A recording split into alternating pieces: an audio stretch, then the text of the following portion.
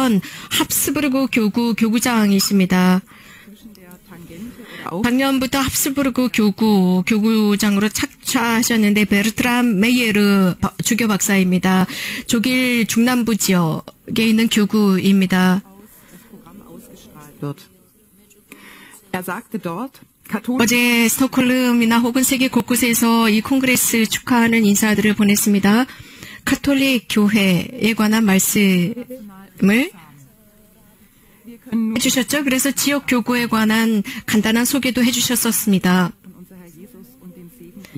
그래서 지구촌이 된 전 세계에 정말 중요하다는 말씀을 하셨고, 정말 여러분들의 도움이 없었다면 이러한 것을 할 수가 없었을 것입니다. 주님께서 우리들을 축복해 주시고 또 성모님께서 우리들이 가지고 있는 모든 경험과 모든 재능 전체를 동원해서 이 모든 것들을 잘할 수 있기를 빕니다. 그래서 모든 세상이 기쁜 소식을 알고 확산시킬 수 있도록 합시다. 특별히 교구장님, 주교님께서는 여성들에 관해서 칭찬을 해주셨습니다. 그래서 여성들이 지니고 있는 연민과 모성적인 모습과 또 커뮤니케이션 능력 등을 사용해서 이 대회를 도와줄 수 있고 또 새로운 복음화에 도움이 될 수 있다고 말씀을 해주신 주교님께서 마이에르 합스부르크 교구장님께서는 오늘 각 개인에게 있어서의 새로운 복음화는 어떤 의미인가라는 말씀을 해주실 것입니다.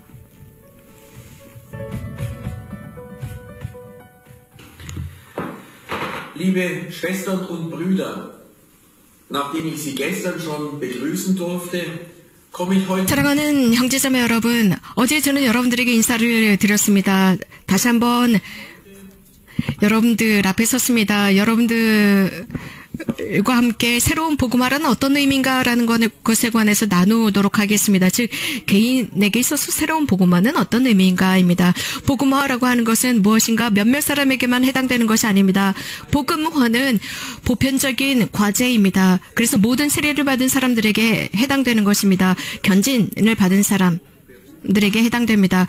예수 그리스도의 복음을 선포하도록 불림을 받았습니다. 다른 사람과 나누고 다른 사람에게 전하도록 우리는 불림을 받았습니다. 이렇게 복음화는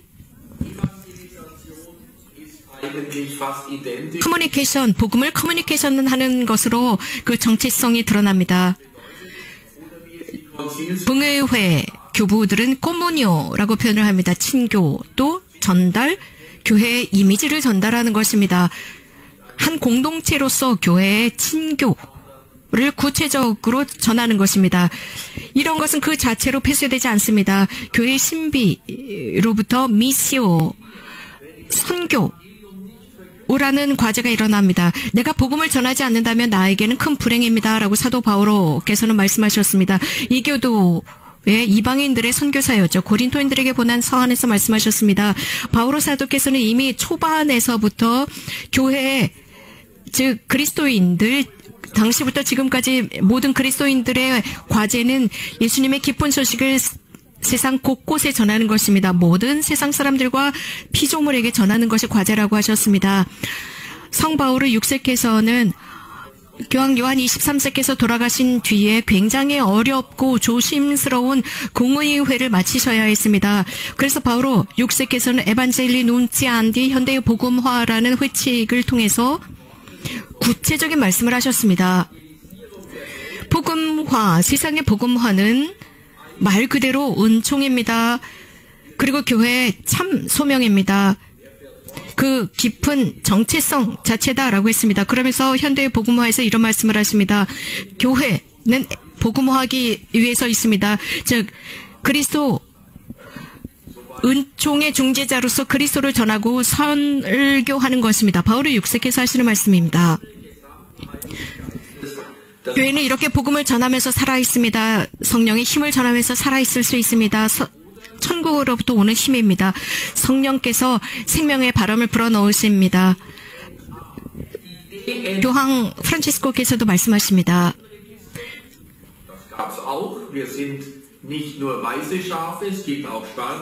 그래서 교회의 정체성, 교회의 근본은 죄뿐만이 아니라 교회가 지니고 있는 진짜 DNA는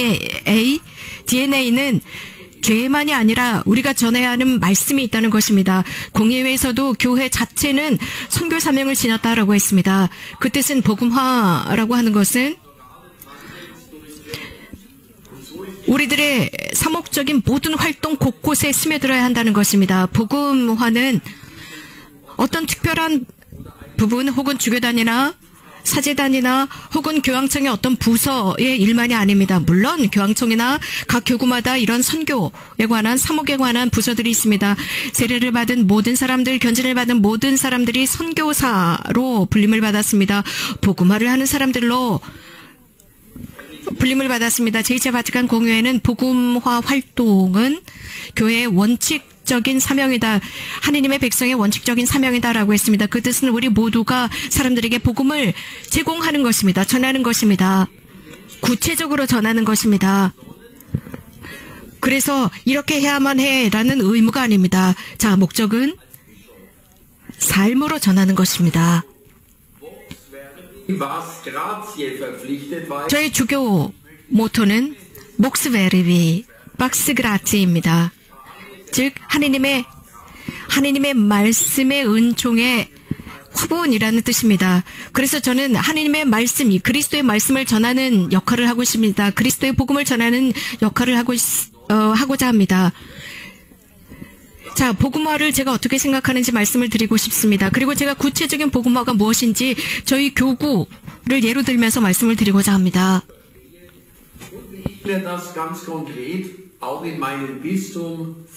오랫동안 복음화라고 하는 개념이 오해를 받곤 했습니다. 즉 아드젠테스, 즉 이방인들 선교라고 하는 어떤 이교도들을 회개시키는 것 정도로 오해를 받곤 했습니다. 그래서 먼 지역으로 가서 그리스도교를 전하는 것으로만 이해를 했습니다.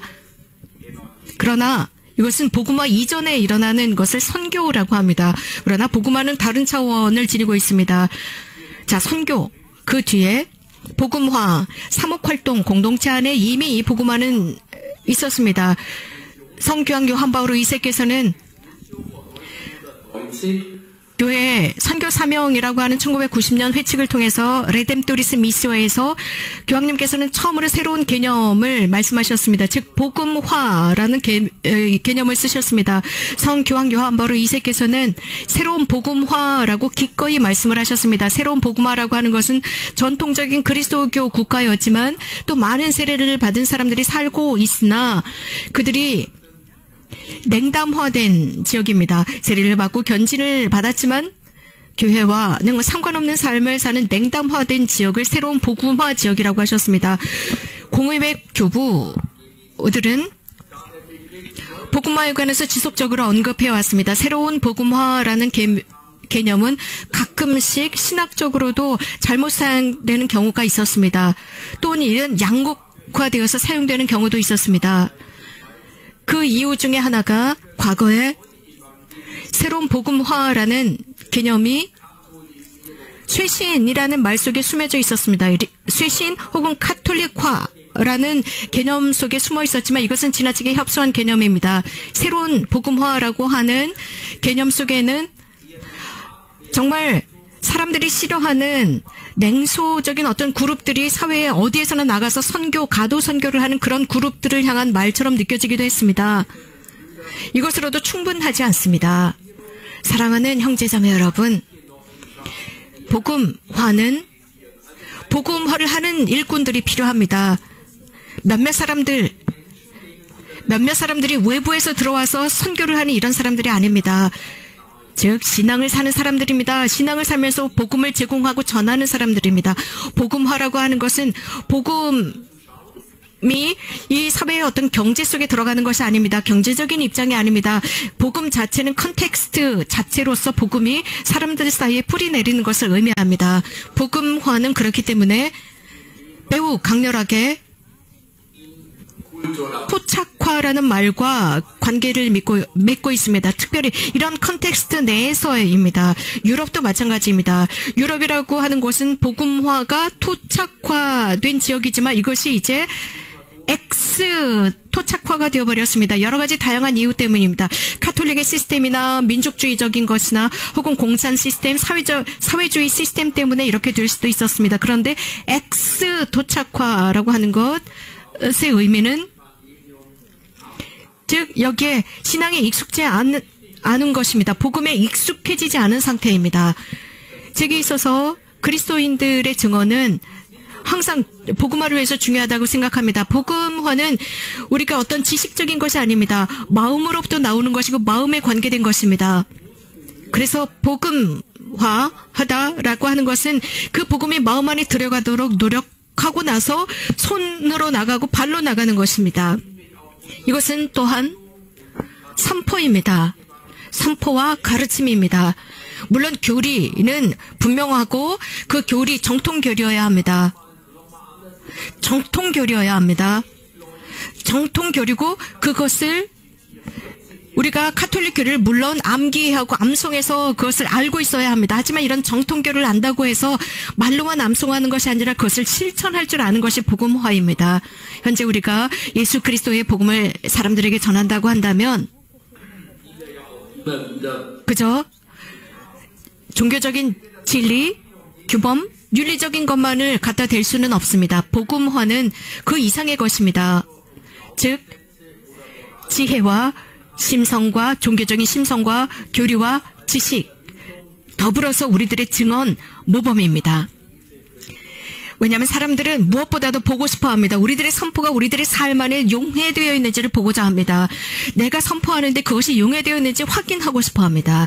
우리가 그렇게 될 때 그 사람들은 확신을 얻게 될 것입니다.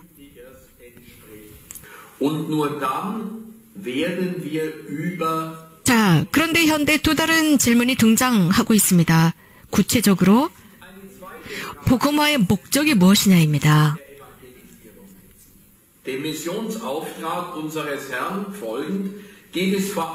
주님께서 우리들에게 선교 사명을 부여하셨고 여기에 응답하고자 한다면 가장 먼저 예수님과의 관계입니다. 우리 모두는 또 온 삶을 통해서 예수님과 우정을 맺도록 친구가 되도록 소명을 받았습니다. 여러분 모두는 은퇴하신 베네딕토 16세 교황님을 아실 것입니다. 제 생각에 그분이야말로 세상에서 살아있는 가장 유명한 20세기의 가장 유명한 신학자라고 생각합니다. 그분의 가장 위대한 스승, 신학적인 스승은 성 아구스티누스였습니다. 베네딕토 16세에는 굉장히 학식이 풍부하신 분이시지만 그분은 단 한 번도 당신의 예수님과의 친교 관계에 관해서 말씀하신 적이 없습니다. 주교인 저와 모든 여러분들 우리 모두 양심 성찰을 해야 합니다. 그리고 자문을 해야 합니다. 왜냐하면 그것을 삶으로 드러내기 때문입니다. 예를 들어서 너 주교 베르트람 너는 진짜 예수님의 친구니? 라고 자문해 보아야 합니다. 그래서 우리는 지속적으로 이렇게 학교 안에 있는 것입니다. 학교에 다니는 학생입니다. 우리는 모든 걸 신앙에 관해서 모든 것을 다 배우고 졸업했다고 생각하지 마십시오. 우리는 죽을 때까지 신앙의 학교에서 배워야 합니다. 지금 현재 우리가 겪고 있는 코로나 바이러스라는 위기, 이것은 지속적인 도전입니다. 많은 이에게 도전이 되고 그럼으로써 그런 와중에 예수님과의 우정관계, 친구관계가 정말 중요하다는 것을 보여주고 있습니다. 우리가 복음의 정신으로 살 때 가능합니다. 이런 어떤 구조적인 쇄신, 개혁으로는 충분하지 않습니다. 우리는 어떤 산업에서 생산 제품이 아닙니다. 혹은 대중적인 삶으로 뭉뚱그려지는 것이 아닙니다. 우리는 각각의 개별입니다. 만약에 그렇게 된다면 우리는 사회에 어떤 교회의 비즈니스를 하는 사람들이게 됩니다. 우리는 경제적이고 재정적이고 여러 가지 많은 것들을 잘할 줄 아는 교회적인 비즈니스 단체가 되어버립니다. 이것은 교회의 내면적인 모습이 아닙니다. 우리들의 내면을 공허하게 만들 것입니다. 에페소인들에게 보낸 서한에서 라틴어로 옴니아 이사우라레 인 크리스토라고 했습니다. 그리스도 안에서 모든 것이 쇄신된다, 새롭게 된다라고 했습니다. 그리스도 안에서 새롭게 되는 것입니다. 거기에서 고쳐지는 것이 아닙니다. 고치다가 아닙니다. 리모델링이 아닙니다. 물론 건물이 리모델링 할 수 있고 성당을 리모델링 할 수 있습니다. 이것은 많은 사람들이 기부를 하고 자신들의 재능을 기부하고 우리들의 손으로 전문가들에 의해서 교회를 성당을 리모델링 할 수 있지만 영적인 쇄신은 리모델링이 아닙니다. 새롭게 되는 것입니다. 그 과거의 것으로부터 새롭게 되는 것입니다. 내면의 쇄신 혁신입니다. 교회의 쇄신은 우리들이 교회를 그렇게 리모델링하는 것이 아니라 그리스도의 교회가 이렇게 되는 것입니다. 그렇기 때문에 복음화, 가르침, 종교적인 교육 이런 것을 가지고 외부로 나갑니다. 그런데 누구든지 예수님과 친밀한 우정관계를 맺는 사람은 사람들과도 우정관계를 맺어요. 다른 말로 하자면 신비입니다. 하나님의 말씀은 즉 하나님의 성사, 사랑의 성사는 즉 순교와 전례 이런 것들이 우리들 안에 살면서 우리들을 디아코니아, 카리타스, 사랑으로 이끕니다. 그래서 복음화가 중요합니다. 그래서 복음화를 우리는 디아코니아, 사랑, 나눔으로, 이웃을 향한 나눔으로 표현을 해야 합니다. 제2차 바티칸 공의회에서는 이렇게 언급하고 있습니다. 3억 헌장에서 가우디움 스페이스에서 언급하고 있습니다. 기쁨과 희망과 슬픔과 사람들의 기쁨과 희망과 슬픔과 아픔, 가난한 이들의 이런 모든 것은 무엇보다도 고통당하고 있지만 기쁨과 희망과 아픔과 희망과 슬픔 이런 모든 것은 그리스도의 제자들의 것입니다. 라고 했습니다. 이것이 바로 교회의 사명입니다. 복음화에 앞서서 독일 주교회에서는 이렇게 언급했습니다. 교회는 하나님을 흠숭하는 교회는 항상 세상의 상황을 잘 파악하고 있어야 합니다. 세상의 구체적인 삶을 파악하고 있어야 합니다. 문화의 발전을 파악하면서 남녀 사람들에게 복음을 전할 줄 아는 교회가 되어야 한다라고 독일 주교회는 언급하고 있습니다. 우리가 이런 것을 제대로 못한다면 우리들은 사람들 앞으로 사람들 마음으로 복음화를 전할 수가 없습니다. 이런 우리 믿는다라고 하는 시스템이 잘 정리되고 준비가 잘 됐다 하더라도 우리가 구체적인 삶 안에서 도와움을 주지 못한다면 필요가 없습니다. 형제자매 여러분, 그러면 미래의 복음화는 어떻게 되어야 할까요? 구체적인 많은 증언들이 있었습니다. 좀 전에 코마리차 마냐루카 교구장님께서도 말씀을 하셨지만 저는 여러분들과 함께 여러분들의 나라에서 여러분들의 본당에서 실현할 수 있고 수도 공동체나 여러분들이 있는 곳에서 실현할 수 있는 몇몇 구체적인 부분을 말씀드리도록 하겠습니다. 교회의 여정이 절대로 과거로 되돌아가지 않도록 만드는 여정입니다. 기억해 봅시다. 예수님께서는 2000년 전에 예수님 카톨릭 교회의 복음화는 과거로 돌아가는 것이 아닙니다. 즉 과거의 문화가 아닙니다.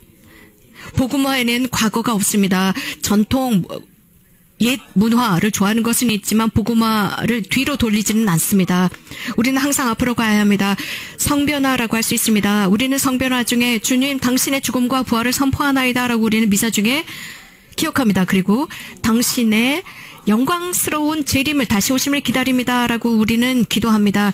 예루살렘에서 그분께서 태어나셨지만 우리는 이제 그분께서 영광 중에 오심을 기다리나이다라고 선포합니다. 그리스도의 영광스러운 다시 오심 우리가 고대하는 것입니다. 다른 말로 표현하자면 누구든지 과거로 돌아가고자 하는 사람은 예수 그리스도를 만날 수 없습니다. 미래의 그리스도를 만날 수 없습니다. 내일의 그리스도를 만날 수 없습니다. 그분께서는 미래에서 현재로 오시기 때문입니다. 과거에서 오셨지만 과거에서 오셨고 우리를 만났지만 그분은 미래로부터 오십니다.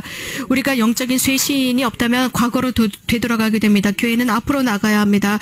한 걸음 한 걸음 사람들과 나가야 합니다. 움직이지 않는다면 수동적이라면 우리는 예수 그리스도의 복음을 전할 수 없게 됩니다. 그래서 예수님께서는 우리들에게 커뮤니케이션을 요구하셨습니다. 언어가 필요하셨습니다.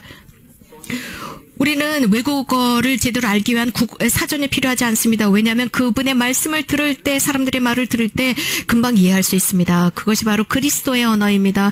콩그레스에 참여하시는 신자 여러분, 이 콩그레스에 참여하시면서 여기에서 얻으신 복음화에 관한 모든 영감이나 좋은 생각들을 가지고 나가십시오. 실천하십시오. 사람들과 나누십시오. 그래서 예수 그리스도의 복음이 앞으로 전진할 수 있도록 도와주십시오. 지금 코로나 바이러스 시대에도 마찬가지입니다. 여러분들 하실 수 있습니다. 지금 조금은 무엇인가 느려진 상황이지만 또 다른 방법으로 하실 수 있습니다. 이렇게 지금 이런 상황을 사는 것이 슬프기는 합니다만 이런 사건들 앞에서 멈출 수는 없습니다. 가톨릭 교회는 어떤 사건을 통해서만 드러나는 것은 아닙니다. 혹은 많은 다양한 색깔 속에서 대단한 어떤 가시적인 것, 놀라운 모습 속에서 스펙타클한 곳에서만 드러나는 것이 아닙니다. 복음화는 매우 단순합니다. 사람들 속에서 스며드는 것입니다.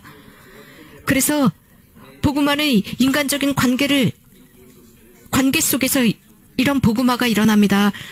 즉 사람들에게 예수 그리스도의 우정을 소개하는 것입니다.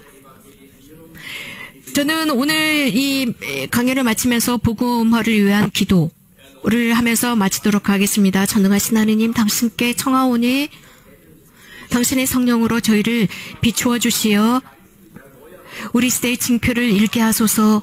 당신의 사랑을 통해서 영적으로 쇄신되고 전할 수 있도록 하시며 저희들에게 새로운 길을 보여주시고 저희들에게 기회를 주시어 기쁜 소식을 전할 수 있도록 하소서. 저희에게 용기를 주시어 저희가 살아가고 있는 곳, 필요한 곳에 당신의 말씀을 전하게 하시고 저희에게 힘을 주시고 사랑을 주시어 이 새로운 시대로 걸어 나갈 수 있도록 하소서. 우리 주 그리스도를 통하여 비나이다. 아멘.